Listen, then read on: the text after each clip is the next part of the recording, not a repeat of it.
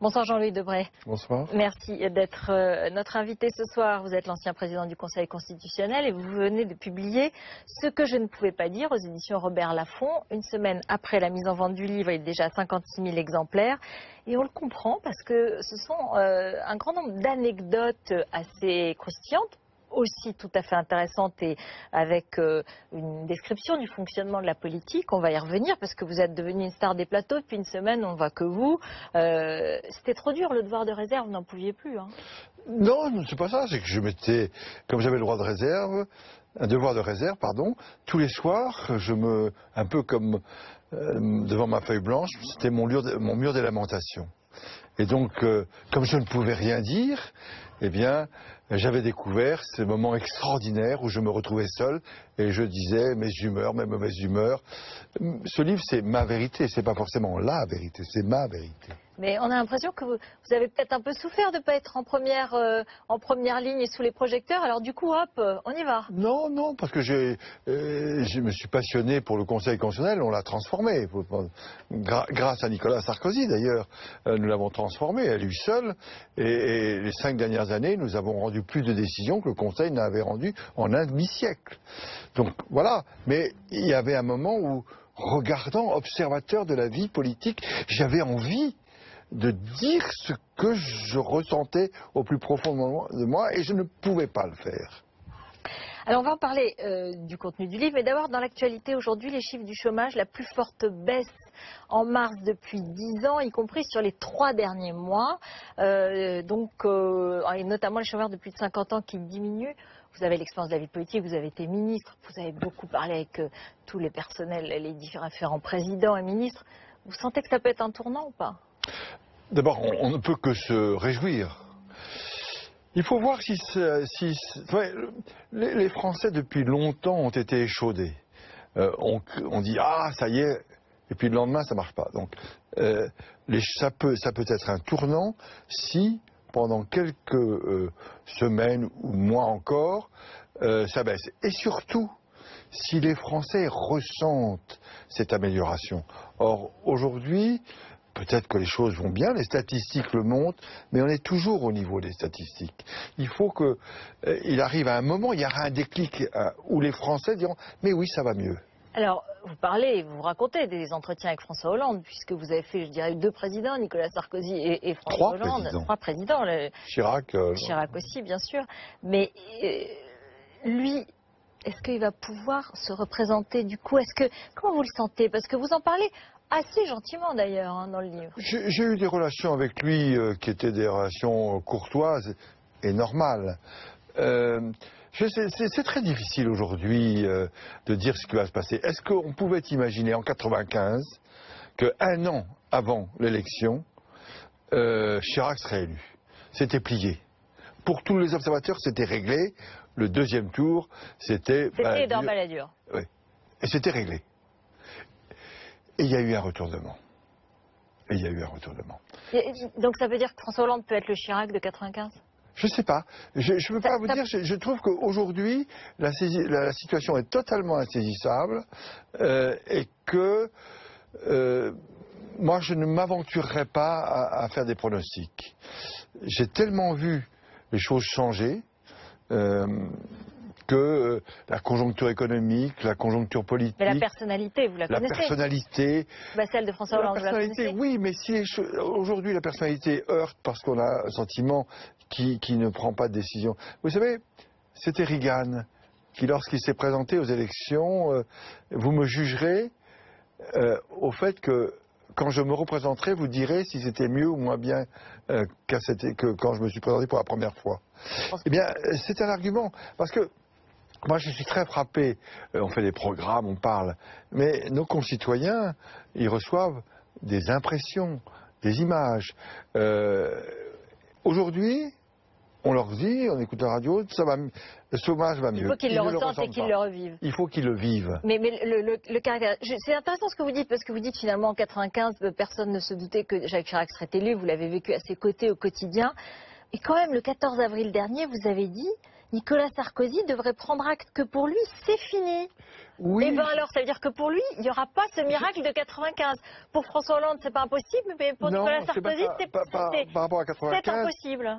La différence, c'est qu'en 95, Chirac n'avait pas été battu, n'avait pas été président de la République. Mais François Hollande aussi, il aura été. Je ne sais pas s'il sera élu ou pas. En répondant à votre question, je dis je ne peux pas me prononcer. La donne nouvelle, c'est que voilà un président qui a été battu et qui veut revenir. C'est ça qui est nouveau. Et je pense que à l'époque où on est, où on zappe, où on change, où on se transforme, c'est très difficile de revenir. Peut-être que j'aurais tort, mais je ne sens pas. Et je sens, au contraire, bon, très bien, il a été président, et on change. C'est la même chose pour Hollande. Aujourd'hui, le temps va très vite. On zappe. Et pour les politiques, on commence à zapper aussi. Mais moi, ce que je comprends, c'est qu'en lisant votre livre, si vous vous retrouviez, vous, personnellement, dans un nouveau choix Sarkozy-Hollande, c'est pas Sarkozy que vous éliriez. Mais je pense pas. Vous n'éliriez pas Sarkozy, vous ne voteriez pas Sarkozy, non, vous voteriez Hollande en fait. Non, je sais pas, c'est pas à moi de dire comment je vote, parce que je pense que l'une des conquêtes de la République, c'est justement ce droit de vote, et ce droit de vote, on l'a d'ailleurs annulé plusieurs fois au Conseil constitutionnel, avec l'obligation de passer dans l'isoloir, pour être seul face à sa conscience. Et donc, j'aime pas beaucoup qu'on dise à l'avance, voilà, je vais voter comme ça. Un mot sur Nicolas Sarkozy. Aujourd'hui, justement, on l'écoutait dans le journal de Rachid Embarki, il était dans le Var, et il a dit sur Nuit debout, on ne peut plus supporter que des gens sans cerveau viennent place de la République nous donner des leçons, pour donner des leçons à la démocratie française. Ça a été un peu remarqué. J'aime pas ces formules. J'aime pas ces formules, ces hommes sans cerveau. Là, j'aime pas ce genre de slogan. Alors, il y a un vrai problème. C'est qu'aujourd'hui, il ne faut pas remplacer la démocratie représentative par des démonstrations de force. Mais le droit de manifester est constitutionnel, le droit de pétition est constitutionnel, qui s'exprime, mais que les politiques assument leurs responsabilités. Un mot sur vous, justement, depuis la sortie du livre, depuis la fin du Conseil constitutionnel. Je disais, il y a une forme de... Maintenant, les projecteurs un peu racontés et parfois, comment dire, parfois être impudiques. Certains ont dit que vous aviez raconté quelques anecdotes, y compris dans le livre ou en les commentant, plus personnelles. Vous n'avez pas l'impression que ça peut ternir l'image du Conseil constitutionnel ? Je ne pense pas, parce qu'en aucun cas, je raconte le délibéré des décisions. Je montre que cette institution est une institution importante et que, comme toute institution qui prend des décisions importantes, elle est l'objet de convoitises, de pression. Vous savez, je pense qu'aujourd'hui, plus personne ne parle vrai. Et j'ai voulu, dans ce livre, écrit au jour le jour, ne pas... J'ai pas besoin de plaire à qui que ce soit. Aujourd'hui, je suis sorti du circuit. Ça fait 9 ans que je suis sorti. Je n'ai pas envie de me remettre dans ce circuit. Et donc, j'ai envie de dire ce que j'ai envie de dire, clairement, librement, sans chercher à plaire, sans avoir peur de déplaire. Alors, vous savez qu'on vous reproche le 9 avril dernier d'avoir forcé un barrage policier à Paris avec une voiture de police banalisée. Vous auriez tenté d'amadouer un policier qui vous arrête et auquel vous auriez dit « je suis de la maison » parce que vous êtes l'ancien ministre de l'Intérieur. Vous savez, malheureusement, mais je ne voudrais pas en dire trop, je suis protégé, comme on dit, parce que j'ai été le ministre des attentats qui a lutté contre les attentats islamistes, parce que le mariage pour tous a laissé des traces, et parce que le Conseil, sous ma présidence, et j'assume, a validé la loi sur le port du voile, l'interdiction du port du voile sur la voie publique. Bien. Pour ces 3 raisons. Notamment. La burqa. La moto. Bien. Donc, j'ai une protection. Je ne veux pas m'en servir le samedi. D'abord parce que ces fonctionnaires de police ont leur vie privée et que je n'ai pas. Je ne veux pas m'en servir pour mes affaires personnelles. Donc je les préviens à chaque fois. Je prends la voiture, exceptionnellement avec l'autorisation. Ce que je ne fais pas puisque je me déplace à bicyclette. Je tombe sur une manifestation, je fais demi-tour. Je tombe sur un fonctionnaire de police qui, au feu rouge, m'ayant vu faire le demi-tour, me dit repartez. Et il me dit d'abord, donnez-moi vos papiers. Je donne mes papiers, permis de conduire, carte d'identité. Il commence par me dire pourquoi le permis de conduire n'a pas la même adresse que la carte d'identité. J'ai dit mais que j'avais 18 ans. C'est son travail. Oui. Après, il me dit les papiers de la voiture. Je dis c'est une voiture de votre maison. Je veux les papiers. Or, je n'ai pas les papiers, c'est les fonctionnaires qui l'ont. Donc, je dis, écoutez, c'est la voiture des policiers qui vous protège. Et que j'avais pris pour une course bien précise, avec leur accord. Bien.